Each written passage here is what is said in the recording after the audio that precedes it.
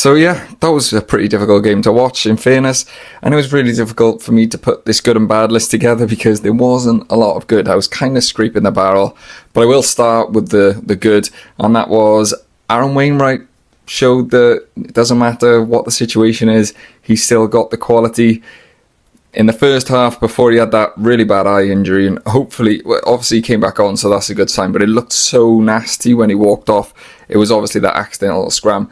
But before that happened, he was the only one who got at any point some go forward for Wales. That scrum was going back at a rate of knots, and a few times he dug us out of issues and got those extra metres, which got the pack there and give the centres a chance to help them out. So even though the sort of whole afternoon for Wales was terrible and not really much to write home about, I thought Wainwright showed that in amongst, the chaos, he was pretty good. Then going on to the bad list, I'm going to start with the eye gouge. Now, it wasn't obviously Wales, and this is talking about Wales, but we don't want to see that in the game. I completely condemn it for Eben Etzebeth. He's a player with a lot of edge and a lot of aggression, but I don't think he's a dirty player like that. So it was very disappointing to see, and not good. We won that out of the game, and hopefully he gets a lengthy ban. There is pictures going around social media that is speculating that Alex Mann gouged him first. I'll pop it up there. It's not clear, very inconclusive.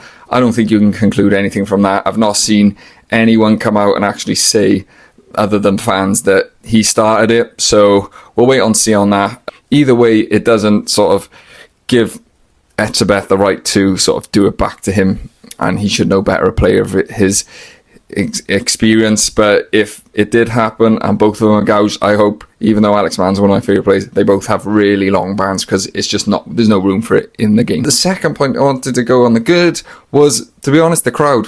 The crowd had nothing to cheer about, but whenever there was the smallest break in play, Wales got their hands on the ball spilled out, someone dived on it, Wainwright broke a tackle, the crowd got behind him. When it kicked off, the crowd were behind him. When they kicked into the corner, that right at the end, the crowd was so loud. And when you consider that we were 70 odd points down, and the crowd did their best to get behind the boys, that is commendable. If you went and paid your money, you didn't get rewarded for your hard money, but well done to the crowd, because they really did their best to play their part, and it's just a shame that they didn't really have anything at all to cheer about. The second then point on the bad list was the fact that we were bullied completely and utterly bullied. Every asset of the game, we were not in it. The scrum, we were 70% on our own ball. On their ball, they won a penalty pretty much every single time. Then the tackling was woeful again. 25 missed tackles again today. So the number came down from nearly 40 last week, but still way too many. And when we were tackling, they were just busting through. 131 tackles and 321 post-contact metres for South Africa on that. So they were just going through. Every time they were making contact, they were blasting over the gain line every single time.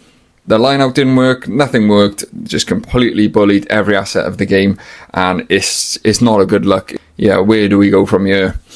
And then my final good, which is good, despite or in spite of the WRU doing their best to kill a regional game, Scarlets Cardiff won their games with depleted squads when they didn't have their best players against good opposition, and that can be commended. And that is a little bit of a 2 fingers up to the union that are doing their best to get rid of our clubs and our regions.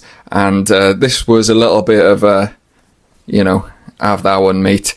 Cardiff sitting second in the league at the moment, which is brilliant. I know it's not actually anything to do with the South Africa game, but obviously these games went on this weekend without their players, and they still managed to pull off some good wins. So well done to the regions.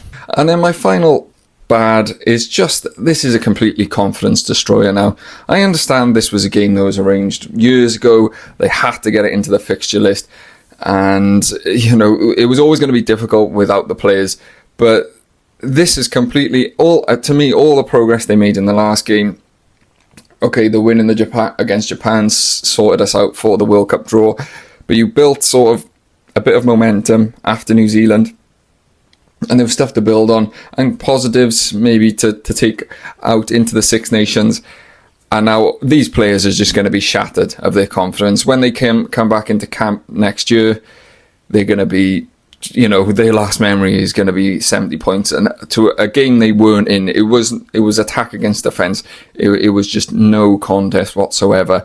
And I just think the union now, Dave Redding, he's up in the stands shaking hands with people, laughing when we were 30 points down. They all need to have a serious hard look at themselves now and think, right, we need to start organising some fixtures. I know money's at a premium and they need to come, but we didn't fill the stadium because we're so poor at the moment and people don't want to pay to go and watch that.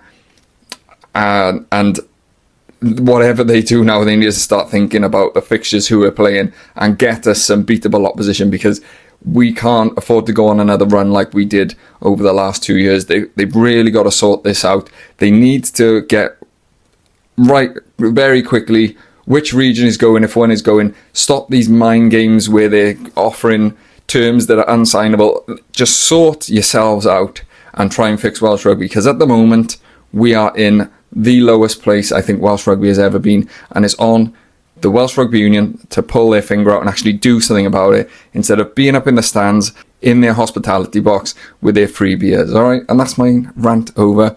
Let me know what you think in the comments, and I will catch you on the next one.